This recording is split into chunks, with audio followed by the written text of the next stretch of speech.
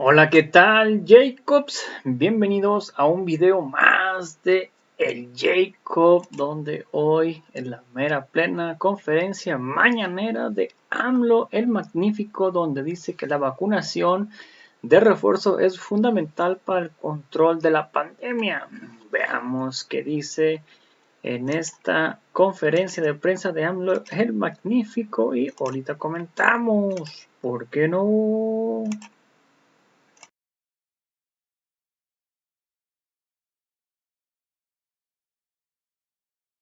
Buenos días.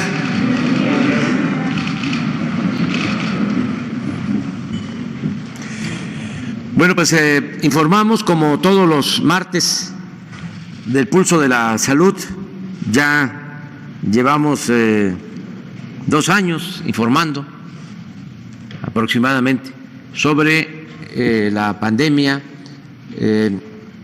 Ha sido muy importante el estar informando constantemente. Hubo un tiempo que se hizo diario por las tardes y esto nos ayudó mucho.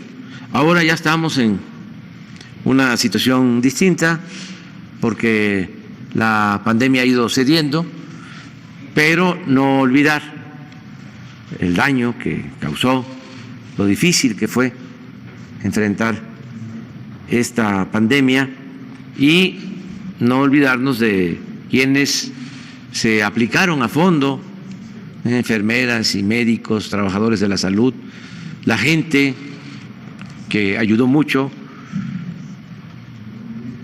Agradecer a gobiernos extranjeros, agradecer a científicos que con muy poco tiempo elaboraron una vacuna.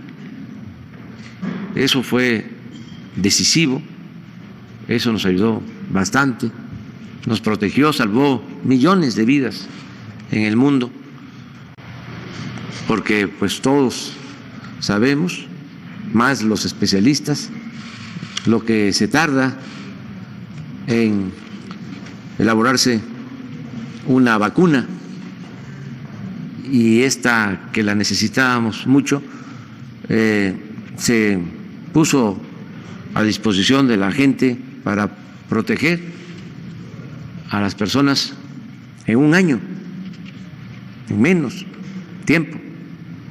Entonces todo esto fue muy importante y ahora vamos a informar. Ya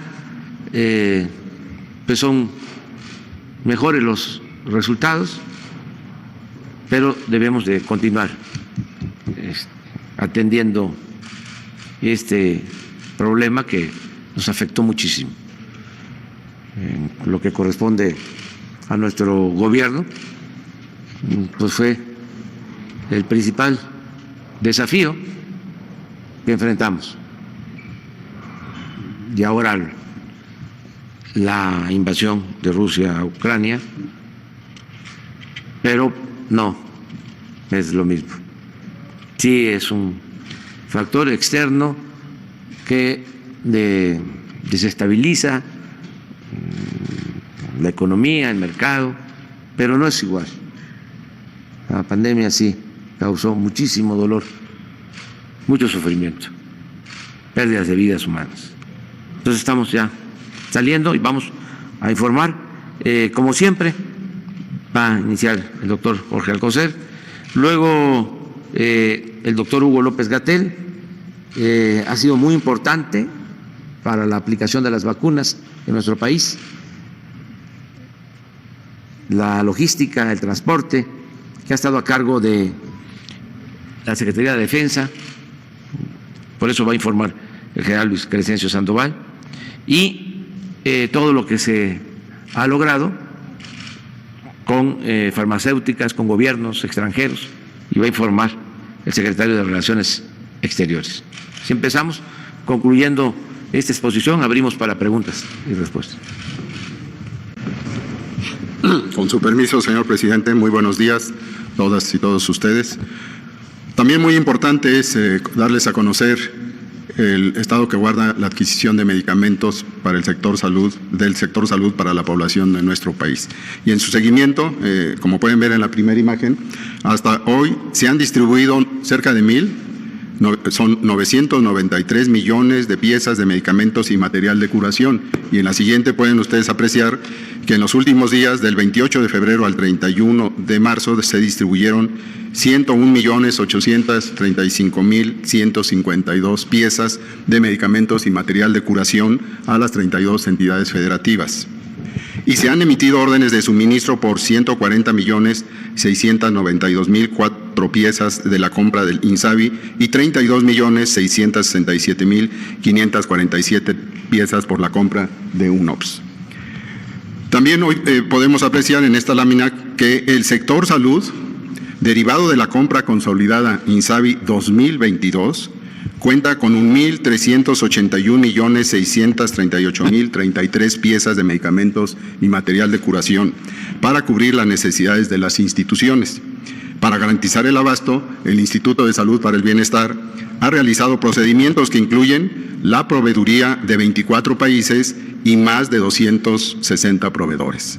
La compra UNOPS complementará el abasto para el segundo semestre de 2022, garantizando más del 95% de la necesidad sectorial. También pueden ver que en la siguiente, que en los últimos 7 días se entregaron 13.574.526 piezas de medicamentos y material de curación, estando en tránsito 13.341.094 piezas. En la siguiente, con la participación y acompañamiento de las Fuerzas Armadas, durante la semana del 28 de marzo al 1 de abril, se distribuyó equipo de protección personal con un esquema diferente, 221.000 piezas a 5 ceferezos por Sedena, 1.011.700 piezas en 2 entidades por Semar y 74.200 piezas están en camino por Sedena hacia Zacatecas, Durango, Sinaloa y Baja California. El Instituto, en la siguiente, el Instituto de Salud para el Bienestar, con la suma de 32 entidades federativas que han aceptado el plan de distribución de la última milla y con ayuda de Sedena y Birmex, han distribuido en 14 estados en lo que va del año 15.329.209 piezas y así poder abastecer a 1.362 unidades estatales y del Instituto Mexicano del Seguro Social. Y en la última imagen podrán ver que les informamos que en la semana pasada se prepararon 3.644 mezclas de medicamentos para el cáncer para pacientes del Hospital General de México, del Instituto de Enfermedades Respiratorias, del Instituto Nacional de Cancerología, del Hospital Infantil de México, el Regional de Iztapaluca y el Hospital Juárez de México. Y como he señalado, en eso continuamos optimizando los procesos de registro y de comunicación interinstitucional a través de la plataforma AMATES para hacer más eficiente el trabajo de la central de mezclas. Muchas gracias.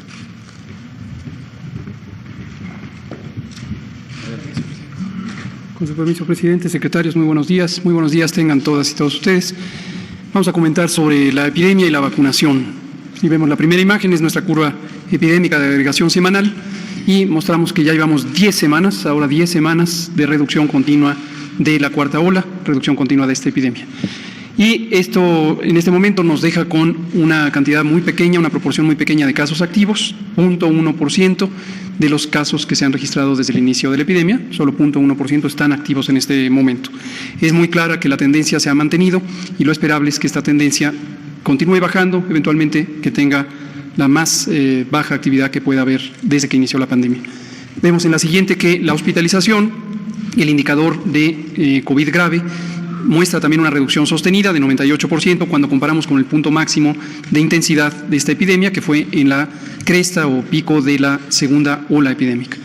Y aprovecho para hacer notar lo que hemos comentado en otras ocasiones, cómo las olas 3 y 4, que las pueden ver del lado derecho de la imagen, fueron sustancialmente más pequeñas que las primeras 2 olas, a diferencia de los casos. Esto es porque cuando empezó la vacunación, empezó a reducir la gravedad de los casos. La vacuna tiene como principal propósito, principal efecto, reducir la intensidad clínica, la severidad, la gravedad de los casos. Y esto se logró conforme fueron aumentando las coberturas de vacunación. Lo vemos también en la mortalidad, mismo caso, vemos que la segunda ola fue la más intensa también en mortalidad, igual que en hospitalizaciones, pero en cambio las olas 3 y 4 fueron sustancialmente más pequeñas en mortalidad, igual que en hospitalizaciones. ¿Por qué? Porque la cobertura de vacunación fue progresivamente aumentando y entonces las personas, aun cuando podían tener infección, como ocurrió en la cuarta ola, tenían una enfermedad leve en la gran mayoría de los casos. Y en su momento comentamos, lo reitero ahora, que más del 97% de las personas hospitalizadas durante la cuarta ola fueron personas no vacunadas. Quien no se vacunó, desde luego sí tuvo una mayor probabilidad de tener enfermedad grave y terminar en el hospital. En este momento, sin embargo, ya está casi al 98% la reducción de la mortalidad, considerando el elemento de máxima actividad epidémica. Vamos ahora a la vacunación.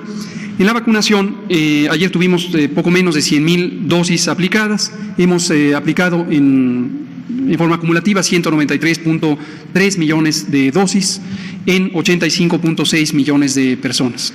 Como hemos comentado también desde hace varias semanas, la aplicación de esquemas primarios ya no avanza más que muy pocos centenares de personas. Y esto es porque la cobertura ha llegado a su máximo, a su punto máximo. Hay algunas personas que han decidido no vacunarse. Seguimos alentándoles a que se vacunen, considerando que la vacuna reduce los riesgos de gravedad y de mortalidad. La cobertura se ha quedado en 90% en promedio nacional. Prácticamente todas las entidades federativas tienen coberturas por arriba del 80%. Hay 3 que están apenas por arriba del 70%. Y en ellas las zonas rurales son todo un reto de aplicación de vacuna por la enorme dispersión territorial de los asentamientos humanos. Las viviendas están en pequeños poblados, caseríos, a veces de menos de 500 habitantes, y en ellos encontramos quizá 1 o 2 personas no vacunadas, pero estamos rastreando pueblo tras pueblo para lograr convencer a todos a que se vacunen. La siguiente lo que nos muestra es esta cobertura agregada en personas adultas, cuya cobertura es 90%, y personas jóvenes, personas menores de edad, de 14 a 17 años, donde la cobertura es de 54%. Por su parte, los refuerzos, avanzamos hasta 3/4 partes de las personas adultas de 60 años y más, ya fueron aplicados los refuerzos. En personas de 40 a 59, un poco más de la mitad, 52%, y en personas de 18 a 39 años, poco menos de la mitad, 47%. Y esto lo que nos lleva es al siguiente mensaje, que es seguir insistiendo en que se apliquen los refuerzos, que las personas no se confíen. Cuando vino Omicron y se presentó como una enfermedad menos grave, pero sobre todo ahorita después de 10 semanas de reducción de la epidemia a niveles mínimos, es posible que algunas personas ya no encuentran claridad en cuál es el valor de estar completamente inmunizado. Desde luego no queremos que regrese COVID, que regrese una nueva oleada, pero si esto ocurriera, las personas no inmunizadas completamente, incluidos los refuerzos, podrían estar todavía en riesgo de tener enfermedad de importancia. Entonces, no hay que perder la oportunidad de hacerlo ahora. Próximamente, no ahora, pero vamos a anunciar un operativo especial durante todo el mes de abril. Ya lo mencionamos la semana pasada, la importancia. En abril vamos a hacer un esfuerzo muy grande con la cooperación de las entidades federativas para lograr que esa brecha que hay todavía de refuerzos en personas adultas quede completamente subsanada. Y la meta es lograr esas altas coberturas de los refuerzos. Por el momento, aquí está la cantidad total de dosis que hemos adquirido y recibido en el país, 224.4 millones de dosis. Y vemos que 2 elementos importantes: el semáforo de riesgo COVID por segunda quincena consecutiva, es decir, un mes completo está en verde, todo el país está en verde desde ayer y hasta que termine la quincena, pero ya es la segunda quincena en que está en semáforo verde. Y lo último es un anuncio importante. Volvemos a hacer un llamado a las personas que quieran voluntariamente participar en el ensayo clínico de la vacuna Patria. La vacuna Patria, como se sabe, es un desarrollo mexicano, es una iniciativa que ha impulsado la doctora María Elena Álvarez Builla, nuestra muy querida directora general del Consejo Nacional de Ciencia y Tecnología. Va avanzando muy bien el proceso de investigación y sobre todo los resultados. Los resultados son muy, muy prometedores para una vacuna que desarrolla altos niveles de inmunidad en un tiempo muy corto. Está mostrando ser superior a algunas de las vacunas que hemos adquirido y hemos utilizado en México. Entonces, la invitación es a participar en el ensayo clínico. El ensayo clínico básicamente consiste en que todo mundo tiene acceso a la vacuna, pero si opta por participar en el ensayo, en vez de ser la vacuna que convencionalmente estemos utilizando para los refuerzos, en este momento es la vacuna Astra, podría recibir la vacuna Patria. La importancia para la población es que vamos a tener evidencia científica que nos permita pasar el ensayo fase 3 y finalmente proponer a la autoridad regulatoria, en este caso COFEPRIS, el registro de esta vacuna y su potencial uso como un refuerzo universal. Para la persona que participe en el ensayo clínico hay un beneficio directo en que durante todo un año estará en observación médica, recibiendo una serie de evaluaciones que son de importancia, adicionales a la evaluación de la inmunidad provocada por las vacunas, pero además de sus condiciones médicas generales. Todo lo que hay que hacer es acudir a esta página que está ahí, patriaconacid.mx, y ahí están todos los requisitos para poder participar en este ensayo. Les invitamos a que participen en el ensayo clínico de esta vacuna muy prometedor. Gracias.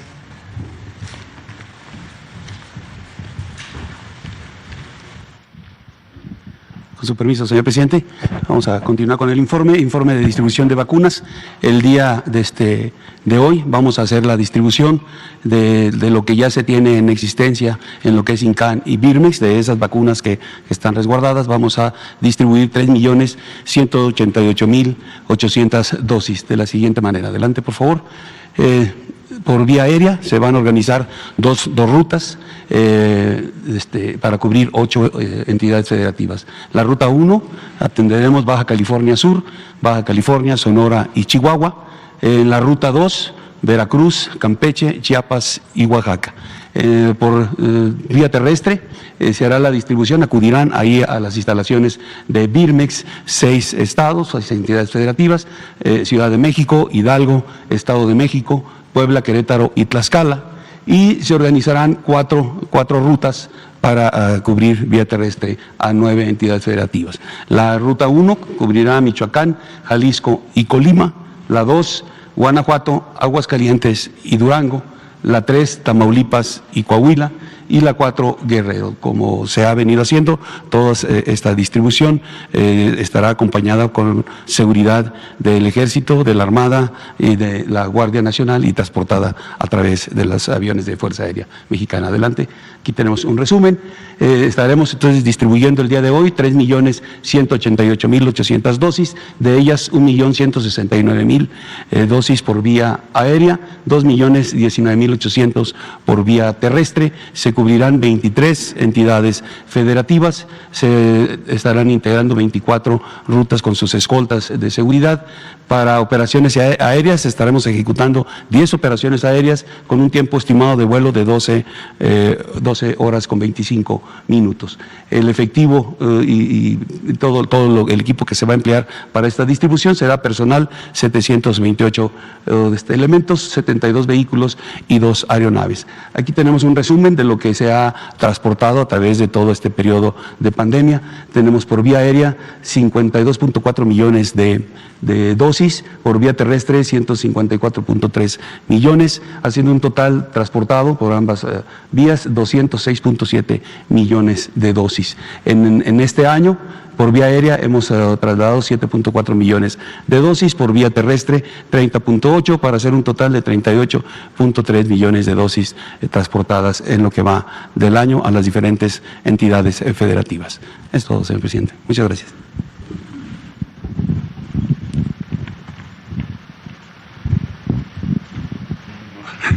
Gracias. Buenos días. Con su permiso, señor presidente, dar informe respecto al viaje que hicimos el sábado. Regresé de la India. ¿Por qué es importante en la estrategia de salud de México? En primer lugar, la India produce el 60% de los medicamentos genéricos globales. Son los que tienen los mejores precios de todo el mundo. Y en segundo lugar, produce el 30%, un tercio, de todas las vacunas mundiales, no solo de COVID, sino de todas las vacunas. Es quizá la potencia, claramente por las cifras, y por eso nos instruyó el presidente que fuéramos a la India, que puede apoyarnos para garantizar abasto de medicamentos, mejores precios y que tengamos producción de vacunas en México, porque esa es la gran lección que tenemos de los últimos 2 años. Se desarmó la capacidad de México de producción de vacunas para darle entrada a muchas empresas de todo el mundo, y ahora lo que quiere el señor presidente es, por eso está Birmex aquí, es que México recupere su capacidad de producción de vacunas. Entonces, el propósito principal del viaje fue ese. Todavía no termina porque hay diferentes instituciones. Está COFEPRIS, porque necesitamos hacer una convergencia regulatoria con la India, que es compleja, pero ya están trabajando. INSABI, que tiene que ver con la adquisición de los medicamentos que ya mencioné. Birmex, que tiene la encomienda por parte del señor presidente de producir vacunas. Se llevó, vacunas y otros medicamentos. Y laboratorios mexicanos que están interesados en participar y que tienen la capacidad instalada, y así lo demostraron ahora frente a la pandemia del COVID-19. La siguiente, y brevemente mencionar, bueno, con la India estamos en ese acercamiento en materia de relaciones exteriores, de salud, de ciencia y tecnología. La siguiente, también nos pidió, señor presidente, que visitáramos Arabia Saudita, Qatar, Emiratos Árabes Unidos, que son 3 de los fondos soberanos más grandes del mundo para acelerar la recuperación económica de México, atraer inversiones a México. Ahí tenemos un portafolio de proyectos, pero voy a ser muy breve, que son sector turístico, todo lo que tiene que ver con innovación e inmobiliario. Aquí vienen parques industriales, que ya lo informaré más adelante, para el norte del país, probablemente para el corredor transísmico. Qatar Airways nos dijo, por voz del CEO de Qatar, que quieren volar al aeropuerto Felipe Ángeles. Por lo tanto, esta semana iniciaremos ya las negociaciones con ellos, una de las líneas más grandes del mundo, y se va a abrir un consulado en Mumbai, que es el centro de actividad económica de la India. También, la siguiente, por favor. Hicimos diálogo político con muchas instituciones, con la posición de México, Unión Europea, Turquía, que está jugando un papel muy importante, Qatar, Jordania, Líbano, que ustedes saben que es un país clave en la zona, y otras, Kazajistán y otros países. Estuvimos en 2 foros internacionales con muchos representantes de toda la región para presentar los proyectos y la posición del gobierno del presidente López Obrador. La que sigue. Y finalmente, decirles que se cerró ya la Expo Dubai con más de 350,000 personas que visitaron el pabellón de México. Nos dieron un reconocimiento por la muy destacada labor cultural que hicieron, que hizo el pabellón. Tenemos una alianza con el Louvre de Abu Dhabi para exponer piezas de México, y con el apoyo de la Fundación Banamex llevamos artesanos mexicanos y emiratís a hacer la primera exposición conjunta. Sería cuanto, señor presidente.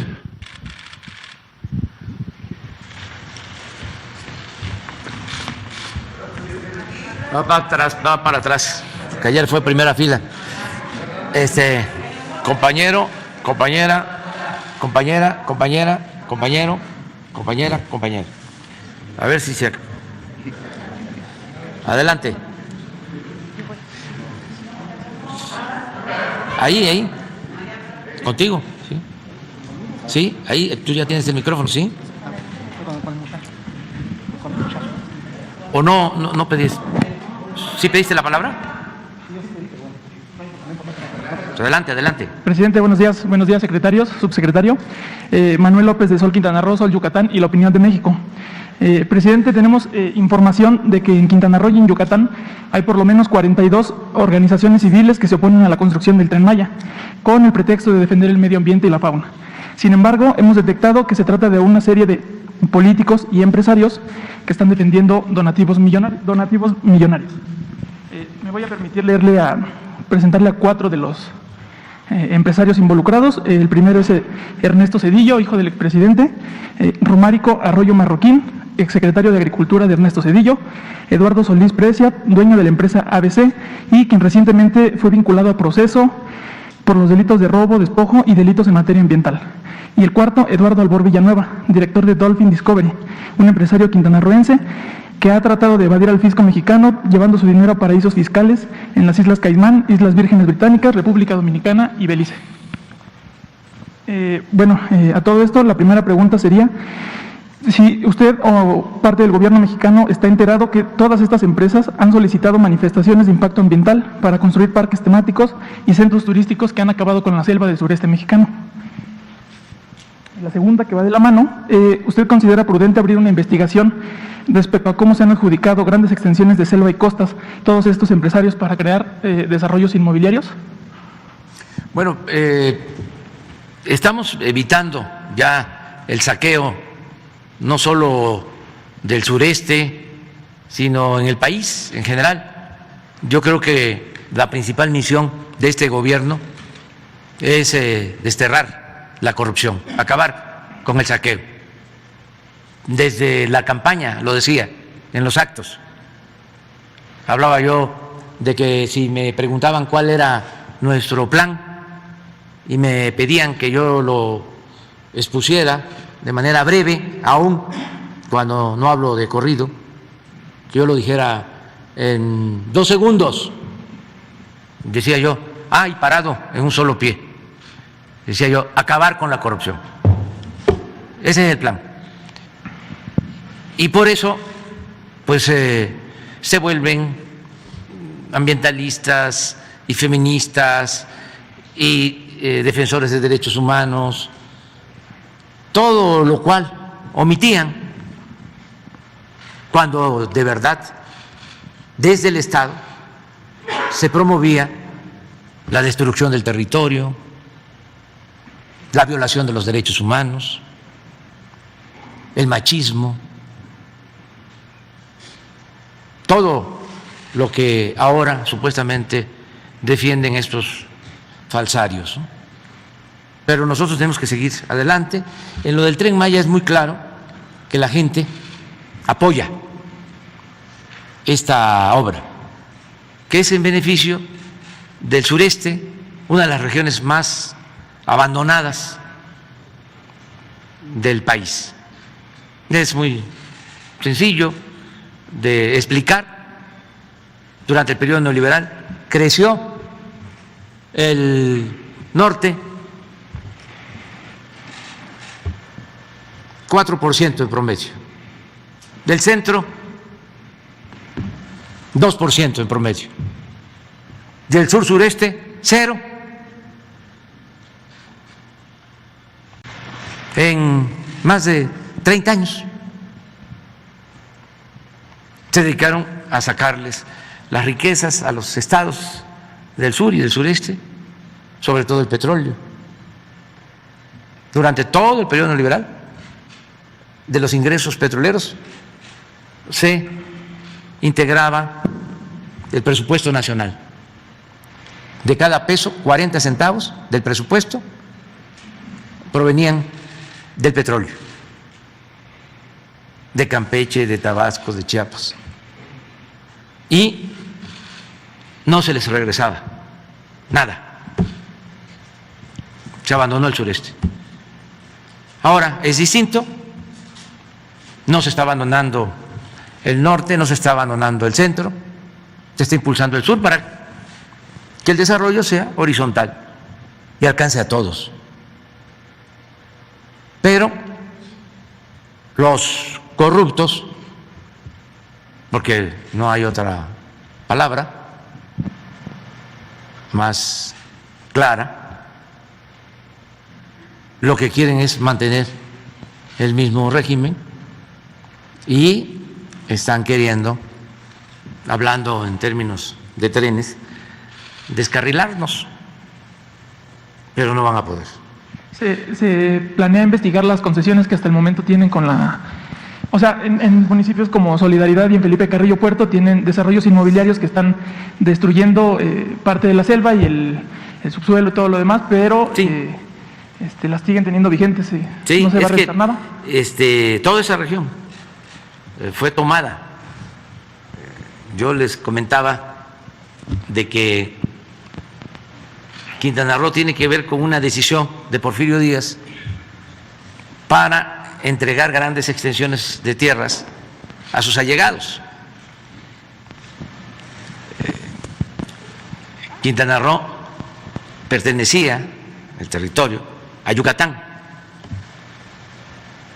Y con Porfirio Díaz se creó un nuevo territorio con las tierras de Yucatán. No dijeron nada los hacendados yucatecos porque ellos estaban siendo beneficiados con el auge del Enequén, y Porfirio Díaz les permitía tener esclavos, y por eso fue el progreso de Yucatán. Ese es el origen de el Paseo Montejo, de las casas muy lujosas del Paseo Montejo, eran de hacendados.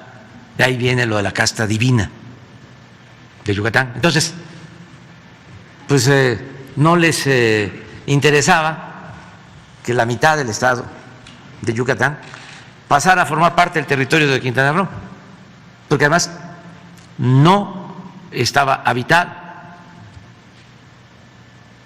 o estaba habitado por comunidades mayas y no era mucha la población. Entonces, un hijo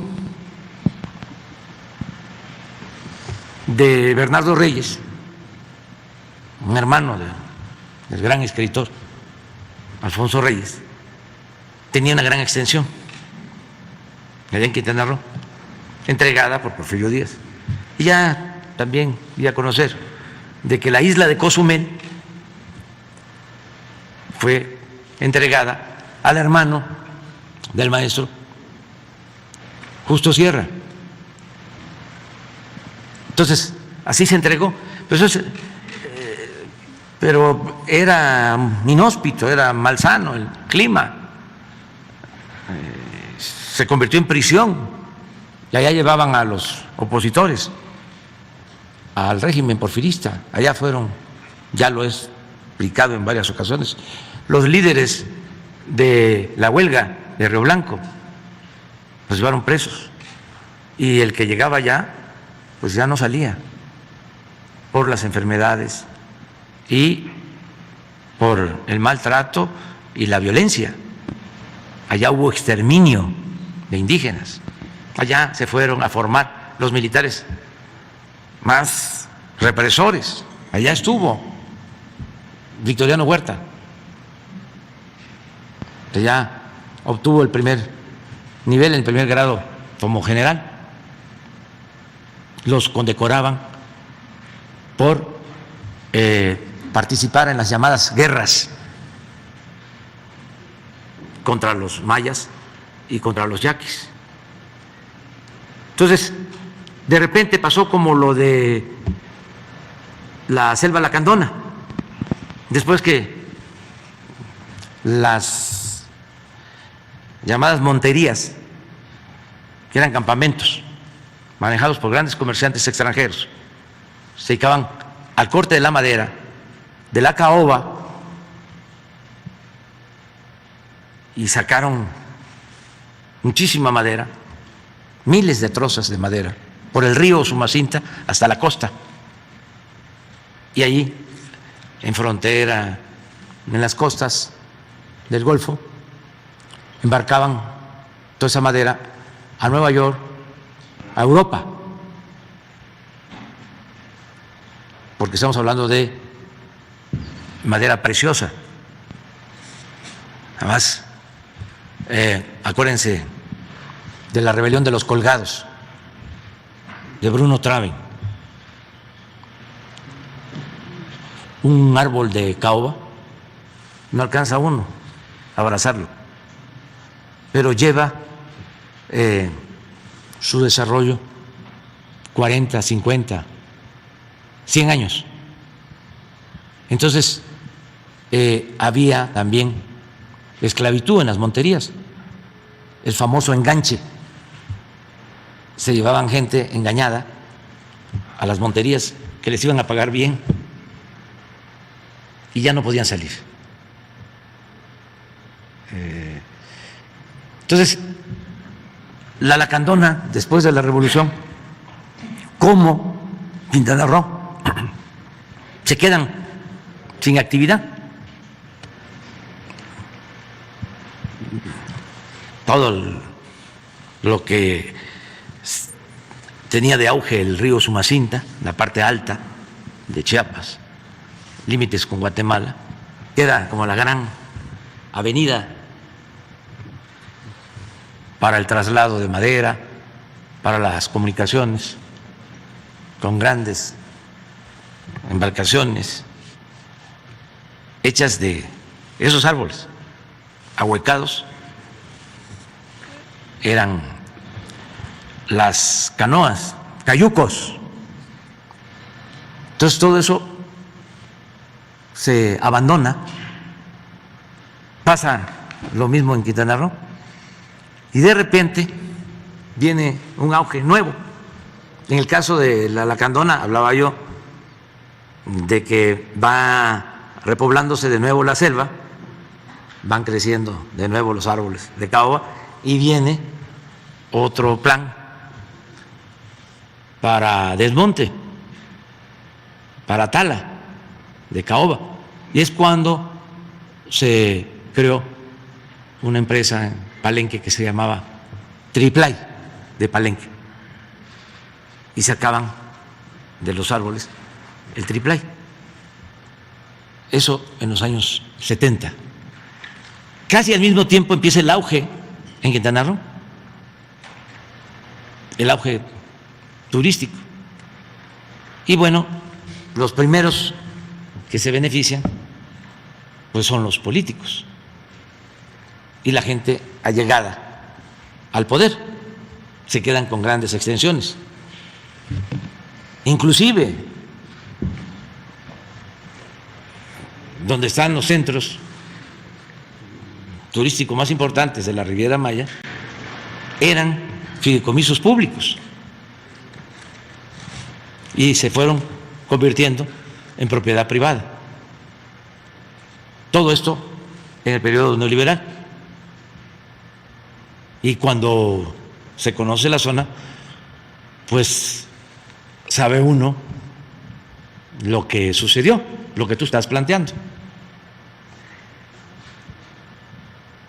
No es un secreto. Se sabe, por ejemplo, que un banquero famoso, Roberto Hernández, que era el principal accionista de Banamex y que fue el que le recomendó a Vicente Fox a Francisco Gil Díaz como secretario de Hacienda, porque Gil Díaz, después de ser subsecretario de Salinas, de Hacienda,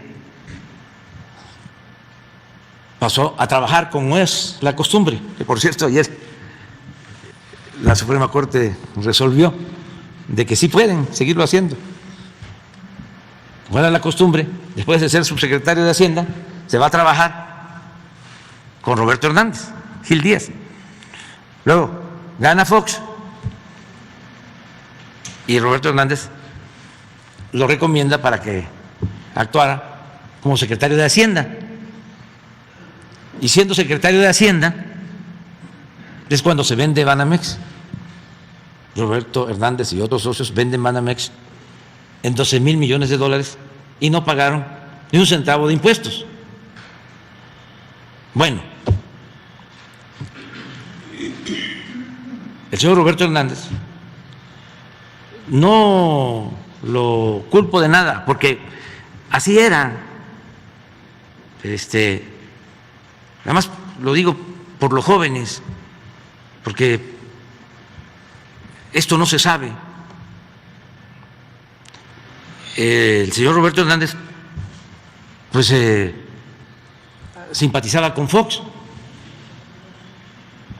y cuando gana Fox, ya como presidente electo, Roberto Hernández le presta su casa, que es una isla en Quintana Roo, la isla de Pájaros, cerca de Tulum, que tiene pista de aterrizaje y es pues un paraíso. Allá se la pasó Fox. Entonces, todo eso es lo que ha sucedido en Quintana Roo, pero el colmo es que estos señores ahora se oponen, no todos, desde luego, no, hay que generalizar, incluso no creo que Roberto Hernández se oponga. No, por lo menos en esos 42 empresarios no está. Pero hay otros que sí, y echan a andar estas campañas con artistas que yo también pienso que muchos artistas ni siquiera sabían. Creo que algunos fueron usados. Nosotros vamos a continuar con el plan porque estamos cuidando el medio ambiente, siempre lo vamos a hacer, y pues debe de tenerse en cuenta de que México, nuestro país, por primera vez en la historia, tiene un programa de reforestación que es el más importante del mundo.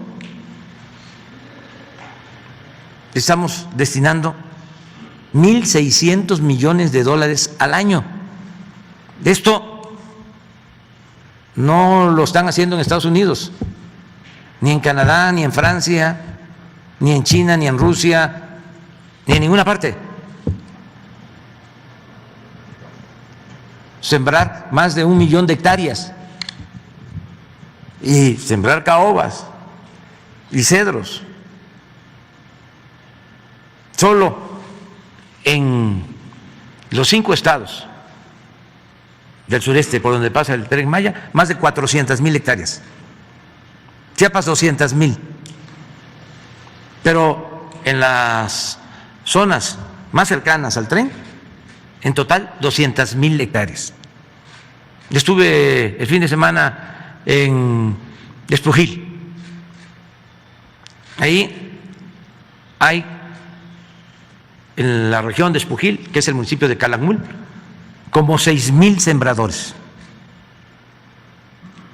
que están recibiendo mes con mes un jornal para que cultiven, para que siembren sus parcelas, sus pequeñas propiedades. Pero eso muchos no lo saben y pues otros no quieren escuchar nada de eso, les molesta. Pero bueno, ofrecemos disculpa porque vamos a seguir informando.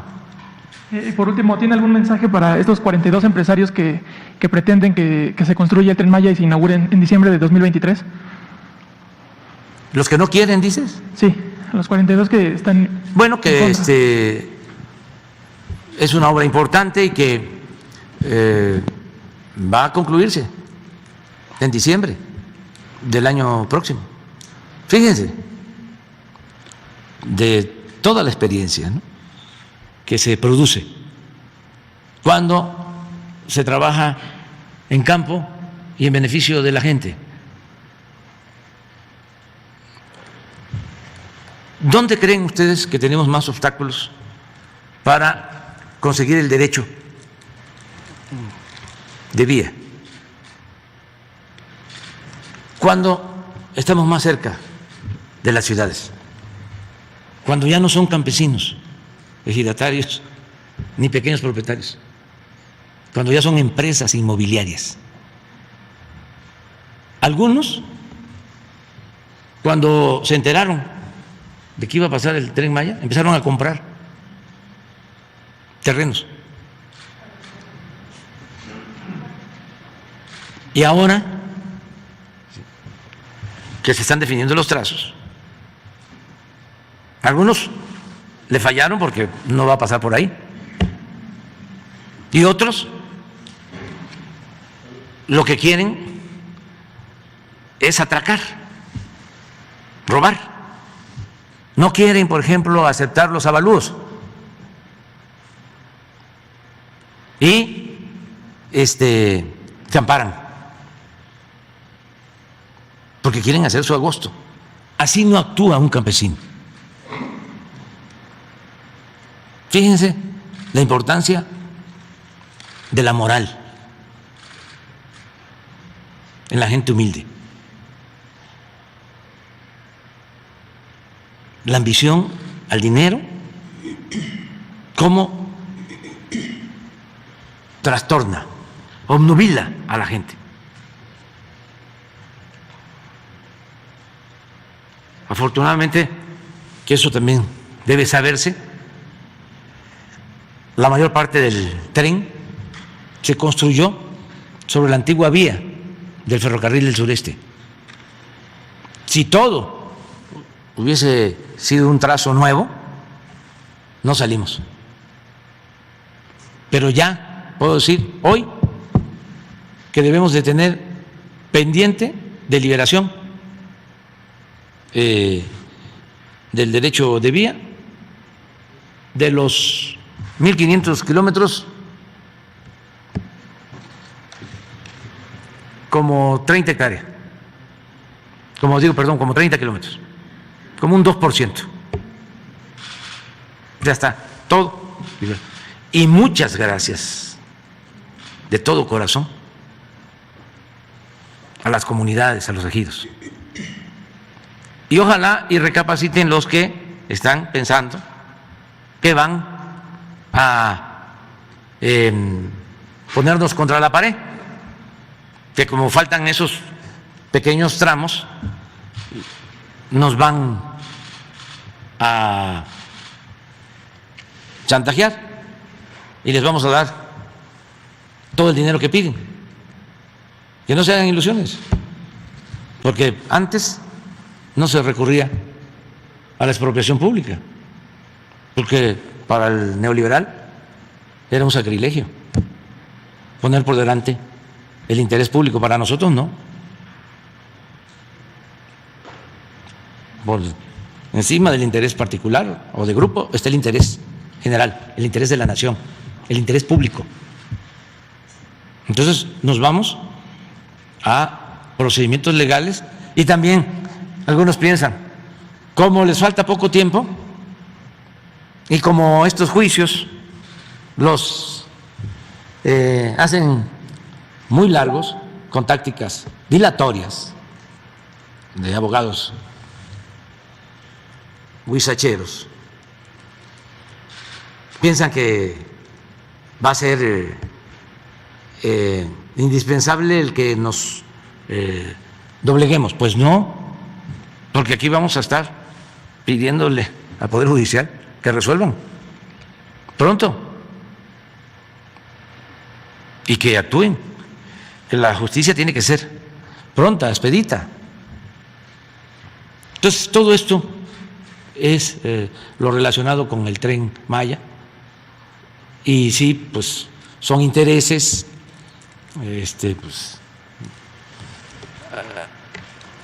hay dinero para promover estos grupos. Algunos son de verdad ambientalistas, no tienen toda la información, otros sí son oportunistas y otros más son mercenarios que les pagan. Y no solo son ambientalistas, ¿no? Son de medios de comunicación y gente sin escrúpulos morales de ninguna índole. Pero vamos adelante, ¿no? Allá vamos con la compañera, con las dos compañeras. Hola, buen día. Presidente, buen día. Buen día, secretarios. Fabiola Martínez, del periódico La Jornada. Presidente, ¿nos podría dar su opinión de lo que ocurrió ayer tanto en la Suprema Corte relacionado con esta perspectiva de no prohibir a quienes fueron funcionarios públicos emplearse en la iniciativa privada? Y también, pues ahí enlazo el tema de la reforma eléctrica, que hoy también se tratará en la Suprema Corte, relacionado con temas pendientes.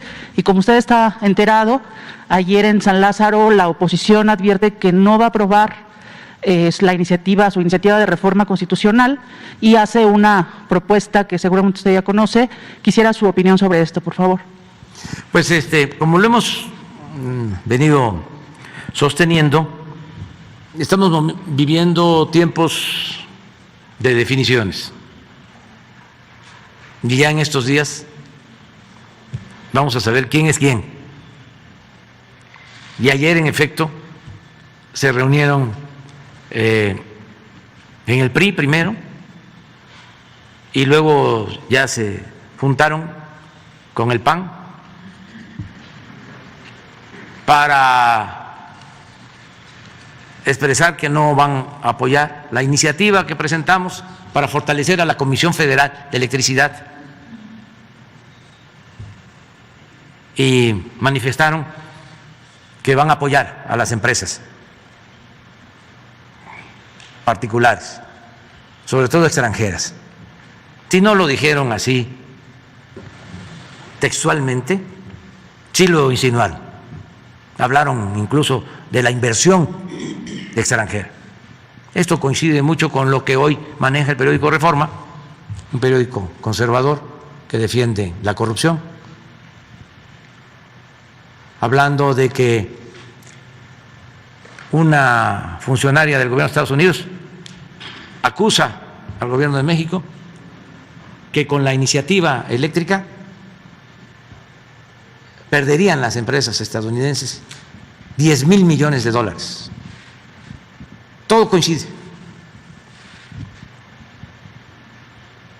Pero hay muchos legisladores, y tengo información que legisladores del PRI, y en una de esas hasta del PAN, que no están de acuerdo con votar para que se siga protegiendo a las empresas particulares. Estoy yo confiando en que van a votar libremente y se van a rebelar. Y llamo a eso, a que se rebelen, para que sean auténticos representantes populares y no empleados de grupos de intereses creados, que no sean traidores a la patria, que se rebelen, que tengan la arrogancia de sentirse libres, que la libertad no se implora, la libertad se conquista, que no olviden lo que comentó en una ocasión Jorge Luis Borges.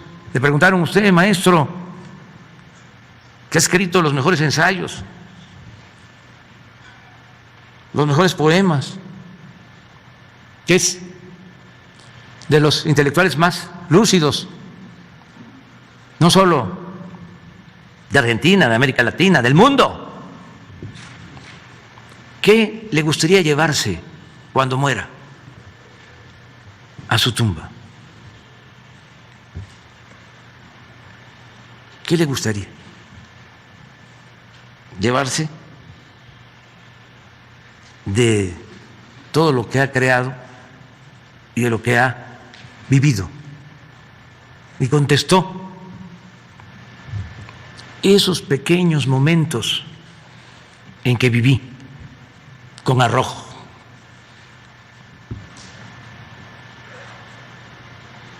Eso es la vida.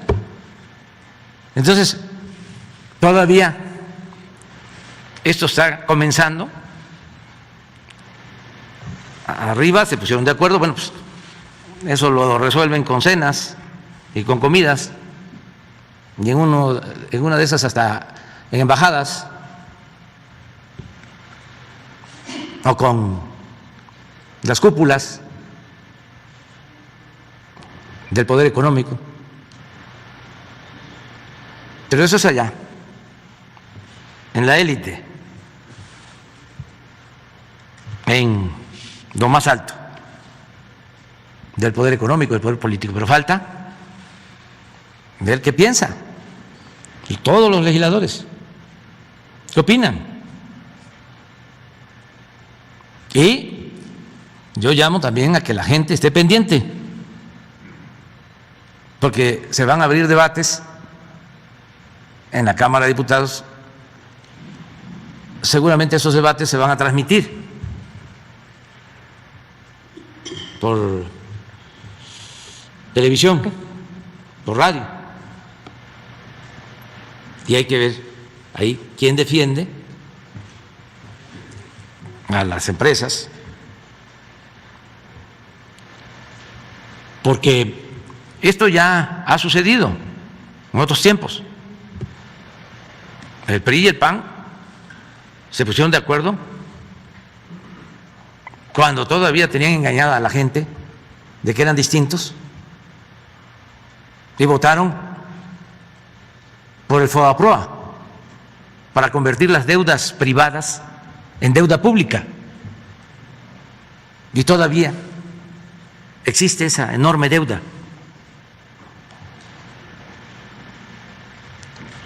También para los jóvenes. En ese tiempo era presidente Zedillo. Desde que entró, tuvo que enfrentar una crisis económica, esa no externa, no originada en el extranjero, como la crisis económica que se origina por la pandemia o la crisis económica que ahora también se origina por la guerra en Ucrania, sino esa crisis económica se originó por el mal manejo de la economía durante el gobierno de Salinas, que además de entregar bienes de la nación a particulares, a sus allegados, empresas, bancos, manejaron muy mal la economía. Entonces termina Salinas, le entrega a Zedillo y se desploma la economía nacional. Zedillo decía entonces que le habían dejado la economía prendida de alfileres.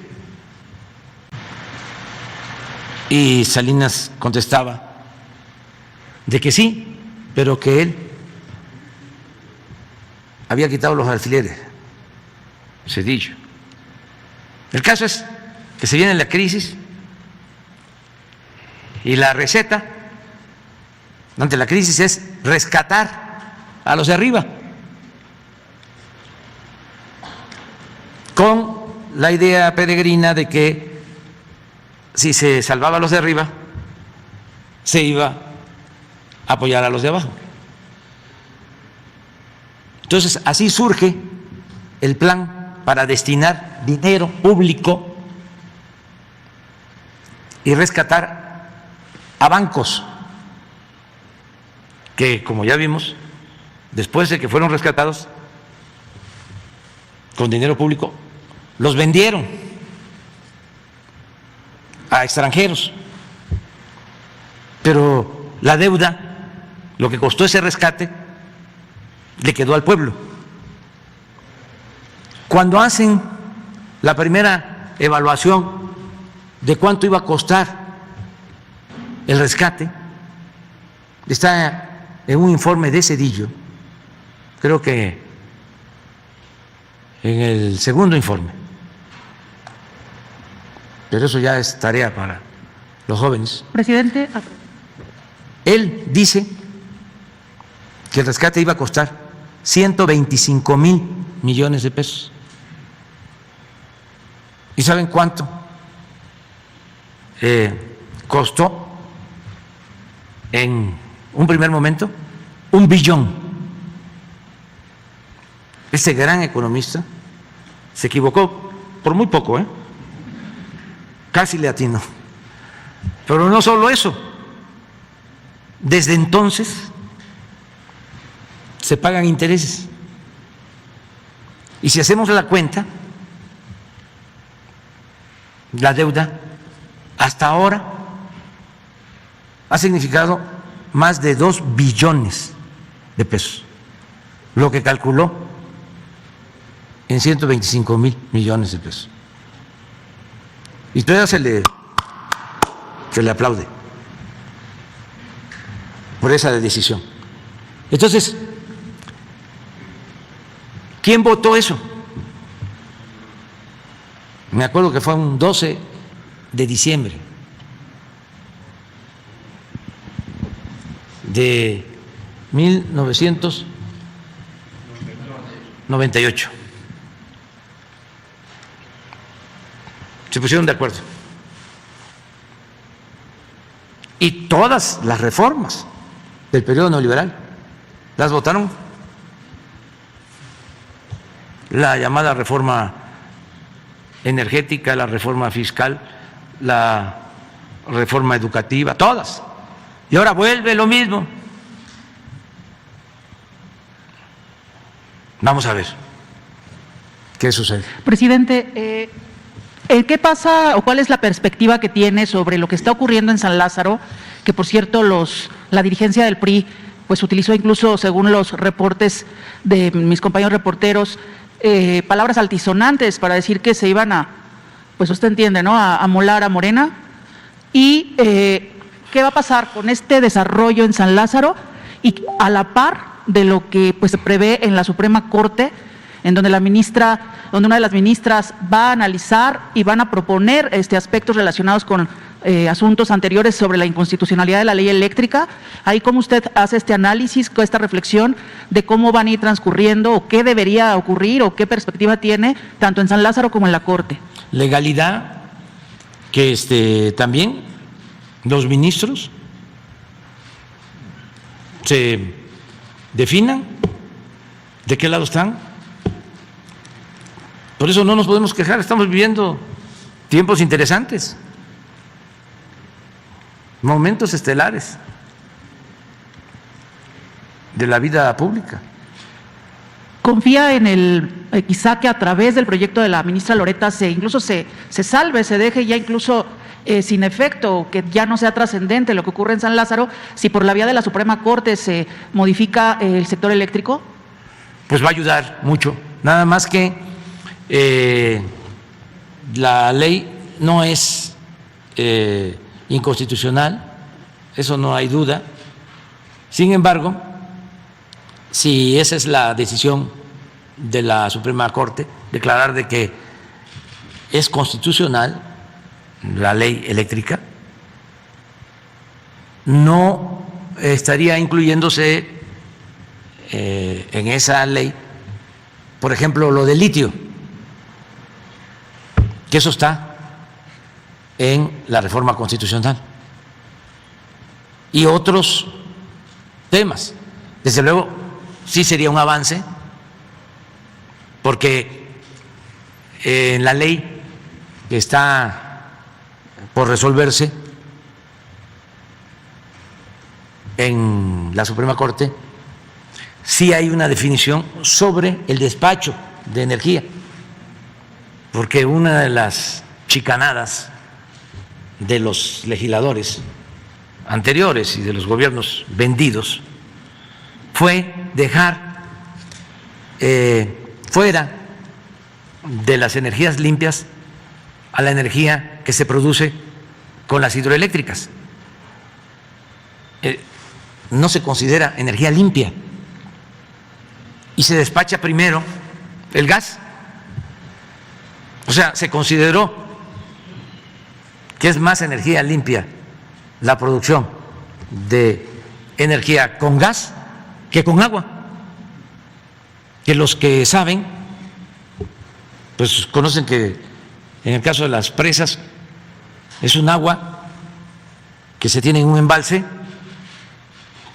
se deja caer el agua, es mecánico, eso mueve una turbina mecánica que produce energía y el agua sale de nuevo al río, y a la salida del agua hay peces, hay aves, porque no hay ningún contaminante. Pero no solo es lo más limpio, sino es lo más barato y lo más eficaz, porque la energía eólica se produce cuando hay viento y no siempre hay viento. Si se paran los generadores de las eólicas para echarlas a andar, para echar a andar los ventiladores, los generadores, se lleva hasta 10 horas. Para echar a andar en caso de una emergencia, porque así se ha usado nada más como respaldo a las hidroeléctricas, se hace en 40 minutos. Entonces, es limpia, es más barata, es más eficaz, se tiene todo el tiempo y es de la nación, porque todas esas presas se construyeron a lo largo del tiempo con presupuesto público o con créditos que se han pagado o se están pagando, pero son hidroeléctricas de la Comisión Federal de Electricidad, que ahora, por esa ley que se está definiendo, están subutilizadas, paradas, porque no les permiten despachar la energía que producen. Se sube primero a la red todo lo que se produce con las termoeléctricas, que son las que están en manos de particulares. Entonces, sí es un avance, aunque faltan otras cosas. Entonces, hay que estar muy pendientes de lo que va a suceder hoy y mañana y todos estos días sobre este tema. La apuesta es entonces, su apuesta es a la iniciativa de reforma constitucional que se está por votarse en San Lázaro. A las 2. Y el presidente del PRI dice, la oposición en general dice palabras más, palabras menos, que su iniciativa, así lo dijeron, es un peligro para México y que se van a fregar, diciéndolo con otras palabras, a Morena. Algo así como Palenque, ¿no? Algo así. ¿Qué opina de estas expresiones, presidente? Cuando no hay una ideología, cuando no hay principios, cuando no hay una doctrina, cuando es la lucha del poder por el poder, cuando lo que domina es el pragmatismo ramplón, pues se desfigura todo. Eso es una situación lamentable. Ojalá y reflexionaron más sobre sus conductas, que revisen la historia de sus partidos. En el caso del PRI, ¿por qué surge en el 29? ¿Cómo se fundó? Luego su momento estelar en el 38. Primero Partido Nacional Revolucionario. Luego Partido de la Revolución Mexicana en el 38. Y al año siguiente surge el PAN, 1939, para oponerse a la política del general Cárdenas, la política popular, patriótica. Entonces surge el PAN en el 39 para eso, en contra de la política revolucionaria. Pero aún siendo un partido conservador, quienes lo fundan, pues eran personas que tenían una doctrina.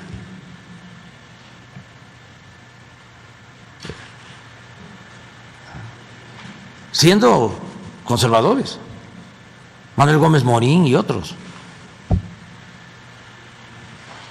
Luego el PRI se transforma en Partido Revolucionario Institucional, 1946, empieza a cambiar, pero todavía no abandona su origen revolucionario. Y cuando hablo de revolución, ¿a qué me refiero?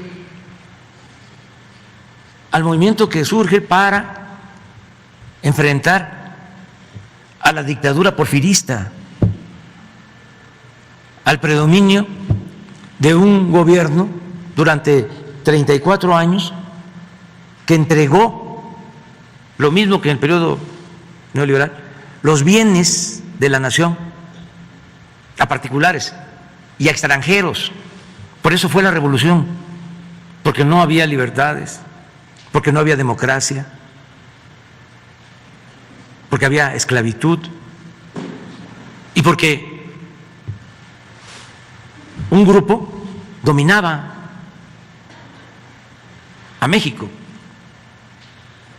Eran los dueños de las tierras, de los grandes latifundios, los dueños del agua, los dueños de las minas, los dueños del petróleo, los dueños de los ferrocarriles, los dueños de los bancos. Eso era el porfiriato. Y por eso fue la revolución. Y con la revolución se le entregó la tierra a los campesinos. Y se recuperó el petróleo. Y se recuperaron los ferrocarriles. Y se recuperó la industria eléctrica. Y se estableció el derecho a un salario digno en la Constitución del 17, a una jornada de solo 8 horas de trabajo y de otras prestaciones que no existían en el porfiriato.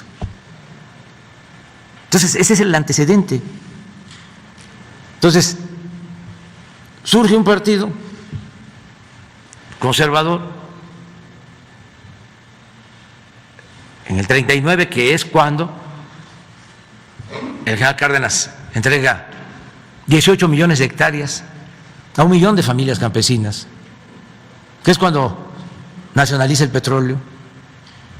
Entonces, como respuesta a eso, surge el PAN. Y pues no pueden, porque también van negociando. Termina el general Cárdenas y entra el presidente Ávila Camacho, y ya no es lo mismo, porque el presidente Ávila Camacho negocia con el Grupo Monterrey. ¿Y qué negocia? Pues ayudarlos económicamente, no cobrarles impuestos. ¿Se entienden? Entonces hablaba yo de que luego el PRI se transforma en 1946 y viene Salinas en el 88 y ya se da la fusión, pero aún así se ocultaba,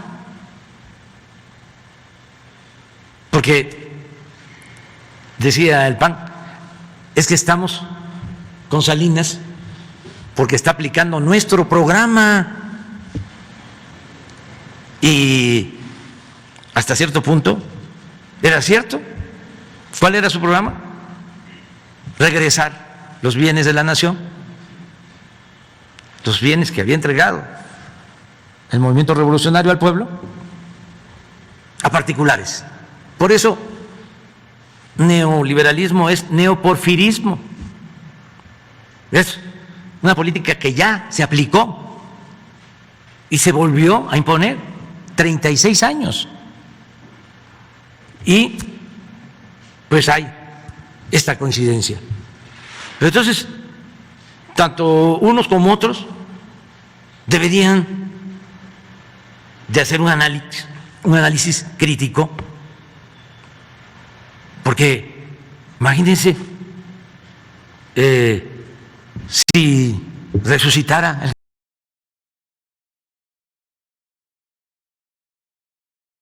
el general Cárdenas, o Adolfo López Mateos, o el mismo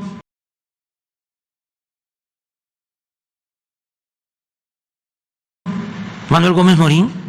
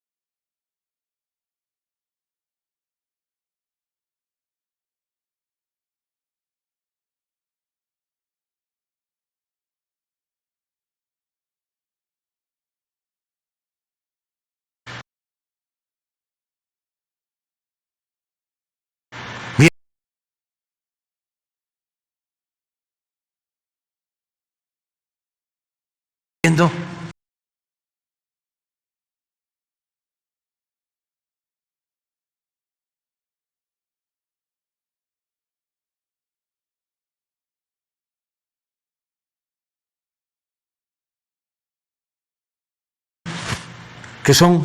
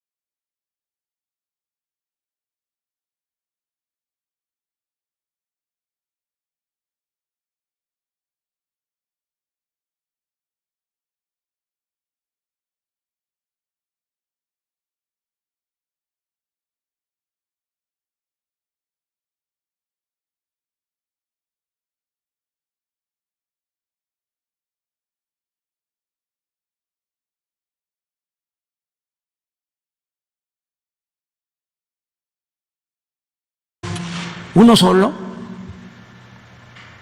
y por eso, qué bueno que logramos con la participación de millones de mexicanos construir esta nueva opción, este nuevo proyecto que estamos llevando a cabo. Porque si no, no habría, ayer lo dije, la única posibilidad que tenía el país para salir, sobre todo la gente humilde, la gente pobre, era la transformación. Si continuaba lo mismo, era más decadencia, más pobreza, más violencia, más ingobernabilidad, más crisis. Además, pónganse a pensar, nos viene la pandemia, independientemente de que no faltaron las camas y que se atendió a todos y que no faltaron las vacunas. Hagamos a un lado eso. Vamos a aceptar, como dicen los abogados, sin conceder, de que ellos hubiesen hecho lo mismo que nosotros. ¿Qué hubiese pasado en lo económico? Si yo tuve que resistir las presiones porque querían que se aplicara la misma receta de cuando el FOBAPROA, que yo pidiera dinero, que endeudara al país para rescatar a los de arriba, porque me lo plantearon, hasta se enojaron, y dije no, vamos a rescatar a los de abajo, ahora va a ser de abajo hacia arriba. Váyanse con su cuento a otro lado de que si llueve fuerte arriba, gotea abajo, salpica abajo. No. Entonces, ¿qué hubiese sucedido? Pues el país estaría endeudado. No tendríamos la ventaja que tenemos ahora de que están llegando inversiones extranjeras como nunca, porque hay estabilidad macroeconómica, porque tenemos una moneda fuerte, porque hay gobernabilidad. Entonces, sí es importante lo de hoy y lo de todos estos días sobre la cuestión eléctrica. Sí es un asunto definitorio. Finalmente, presidente, su opinión sobre esta eliminación de la prohibición a los servidores públicos o a los exservidores públicos de emplearse por una década en la iniciativa privada, y si ya nos comparte su agenda para viernes, sábado y domingo. Gracias. No, pues es una aberración. ¿Cómo es posible que se regrese a lo de antes? ¿Y qué era lo de antes? Bueno, la vergüenza nacional de que el que privatiza los ferrocarriles, que acaba con la historia de un siglo y medio de ferrocarriles nacionales, Ernesto Zedillo, se va a trabajar después de que termina su mandato como presidente de asesor a la empresa a la que le entregó los ferrocarriles. Y Calderón hace lo mismo, que ayuda a Iberdrola, empresa monopólica particular que controla la electricidad en España, y le ofrece a Calderón trabajar como consejero de la empresa cuando Calderón termina su mandato y forma parte del consejo. Esto porque esas empresas tienen esas prácticas en España, contratan a políticos para que ellos manden. Por eso en esos países no pueden bajar el precio de la luz, no pueden, porque estos grupos de presión son los que mandan.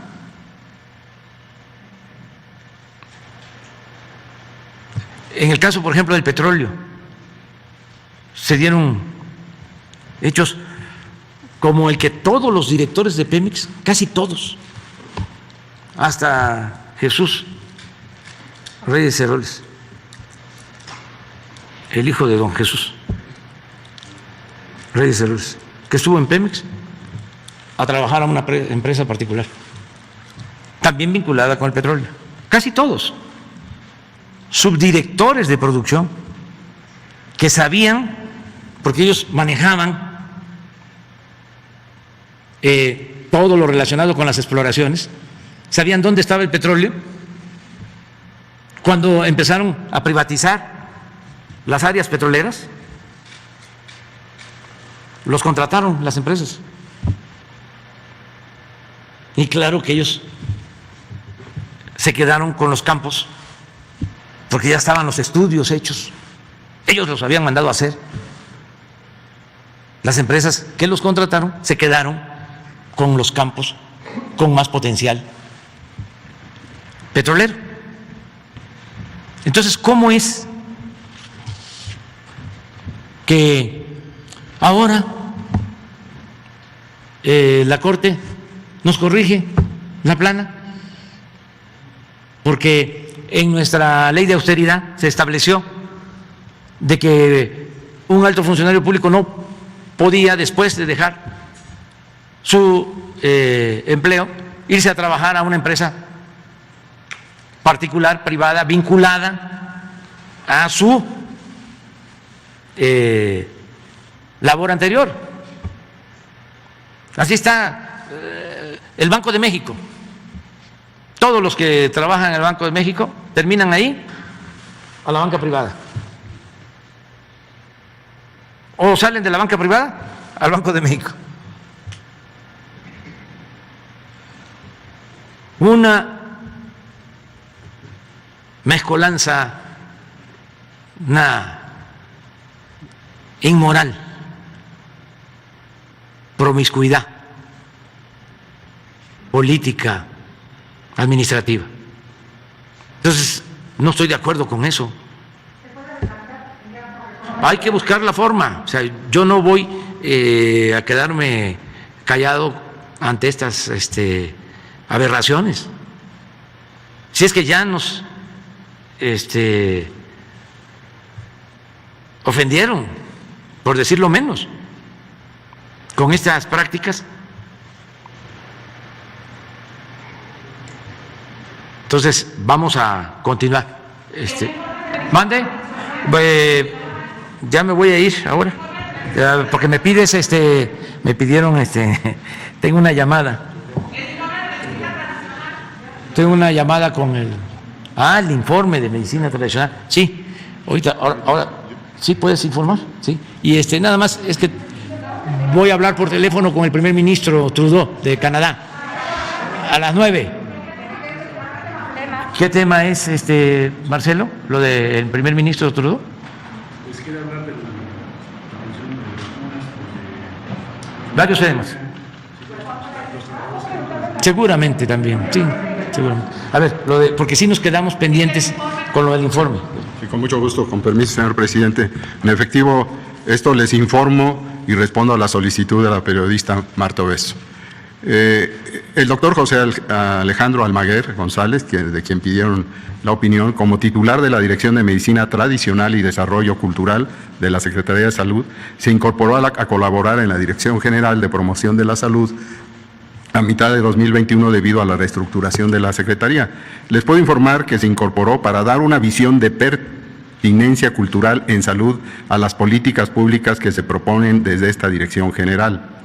Y también que con su equipo ha participado en forma activa y correcta en diversas reuniones de trabajo sobre partería tradicional, el Plan de Justicia del Pueblo Yaqui y la recuperación de la dieta tradicional mexicana como la dieta de la milpa. No solo es opinión de unos cuantos, sino también está avalada lo siguiente por el doctor Ricardo Cortés, director general de Promoción de la Salud, y por el maestro Adelfo Regino del Instituto Nacional de los Pueblos Indígenas, que precisan la forma y actitud de trabajo del doctor Almaguer y su equipo siempre ha sido en un ambiente de cordialidad, respeto y una buena actitud de servicio a sus colaboradores a nivel nacional, dando puntual seguimiento a las acciones encomendadas, aún con las dificultades que la pandemia ha representado.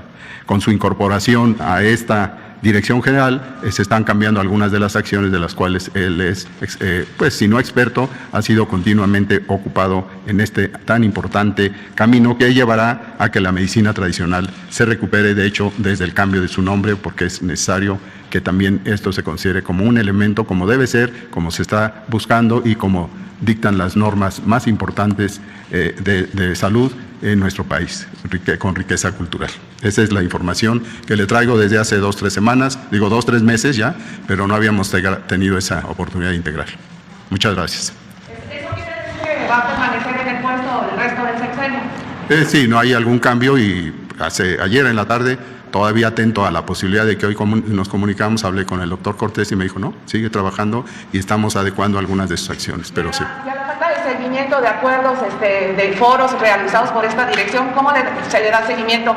Los representantes de los pueblos originarios es lo que han señalado, y sobre todo un estudio que hay de unas investigadoras, Susana Guzmán Rosas, donde dicen que no se ha avanzado en la implementación de políticas públicas sustantivas para fortalecer la medicina alternativa de México. Sí, respeto esa opinión, la debemos considerar y le pido yo en continuación que nos las haga llegar para poderlos, desde luego, también tomar en cuenta, puesto que ha tenido una historia y está todo esto recabado en una persona que sí me consta directamente, que informa puntualmente como está la normatividad en este caso. Pero lo hacemos con mucho gusto, tratando desde luego de mejorar este aspecto tan importante, pues que en la alimentación de los mexicanos es fundamental y que lo estamos trabajando en otro contexto también. Y allá fue adjunto una denuncia de abuso laboral de don Anastasio Vázquez Lucas, de 84 años de edad, que trabaja en los servicios salteados de Amealco, en Querétaro. Sí, esto también, rápidamente, esta nota informativa es un poco complicada, porque el señor y otras personas que solicitan apoyo no tienen para comunicación de inmediato, que lo pedí yo, un teléfono, una situación inclusive de domicilio, y sí solicitamos que este señor Atanasio Vázquez Lucas, 84 años de edad, no se le quiere jubilar, pero hay elementos que valdría la pena platicar con él. Él es de origen ñañú otomí y presta sus servicios como personal eventual de la rama paramédica, con el puesto de medicina tradicional también en el centro de salud ya referido. Desempeña tareas importantes de huesero, sobador y atiende a personas de los municipios de Amealco y Tolimán. Sin embargo, tanto él como la partera, el otro sahumador, el hierbero, el responsable y otros no tienen prestación social porque no tienen un puesto. Tuvieron la oportunidad al señor en especial, de que fuese incorporado al Seguro Social pero no hay constancia hasta ahora y le pedí también el apoyo del maestro, del director general del Seguro Social, para que me dieran un poco más de información. La están buscando, pero no hay ningún registro que lo hubiera hecho ya partícipe del seguro, para lo cual se podría tener el seguimiento. No es no querer jubilarlo, sino no están las condiciones de un trabajador que lo pudiera tener. Efectivamente, desde que están trabajando en este sistema de servicio ampliado de la Secretaría de Salud, no han sido contratados debidamente para tener las prestaciones de ley que merecen estos abuelos ancestrales que prestan su conocimiento, tanto hueseros, amadores, la partera también. Sí. O sea, es un problema que precisamente deriva de esta Dirección de Medicina Tradicional, que no ha defendido los derechos humanos de estos abuelos defensores del conocimiento ancestral, señor secretario. Seguro que tenemos la convicción de darle seguimiento a esto con lo que ya le mencioné. No es para nada de hacerlo a un lado, sino tenerlo siempre presente con mucho gusto. ¿Sí? Pero esta es la información que le puedo tener. Muchas gracias. Mira, yo les propongo a los dos que se queden, que platiquen, porque estoy seguro que van a llegar a un acuerdo. ¿Sí? De acuerdo. Ya me voy porque ahora sí, tengo que un café con galleta antes de la llamada. Chopeado. Café con leche. Sí, él la pidió. Y es muy buena la relación con el gobierno de Canadá como con el gobierno de Estados Unidos, y vamos a conversar con él. También a las 10 de la mañana está el secretario de Agricultura del gobierno de Estados Unidos, a las 10 de la mañana. Y al mediodía, a la hora de la comida, vienen empresarios de Nuevo León. Es una reunión que vamos a tener con ellos. Es una asociación de industriales de Nuevo León. Van a estar con nosotros. Esa es la agenda para el día de hoy en general, y otras cosas. Muy bien. El domingo yo voy a votar. De una vez les voy a decir que pues no puedo votar ni por una cosa ni por la otra, pero sí tengo que ir a votar porque un demócrata tiene que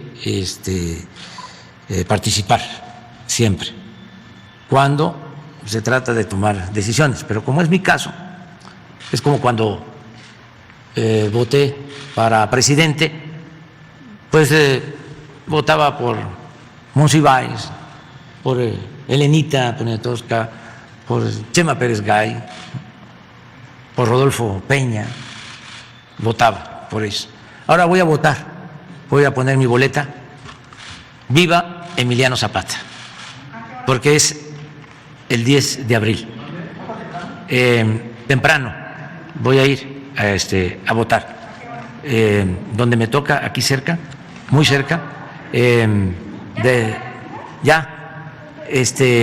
Va a estar aquí en Moneda, sí, ¿no? Sí, aquí enfrente va a estar la casilla. Aprovecho para informar a los vecinos, ¿no? Porque si no, ¿se acuerdan del papelito aquel que tenía el INE? Informando de la... ¿Qué no le dices a Beatriz que si te manda? Ya lo rompieron. ¿Se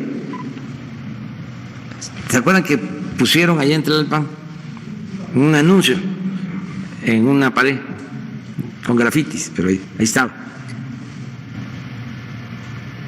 A lo mejor no está Beatriz. No, mañana lo llamamos, lo mostramos. No, es con los industriales y economía y hacienda. Son los temas que tienen que ver con la industria, y vamos a tratar, porque me comprometí con el gobernador, de solicitarles su apoyo para que los que tengan pozos puedan aportar agua en estos momentos críticos en que no se tiene agua en algunas partes, sobre todo para uso doméstico, que sería una medida transitoria, 2 meses que es lo que se estima va a tardar la sequía. Y ellos siempre han ayudado, los industriales de Monterrey. No es un asunto obligatorio, es voluntario, pero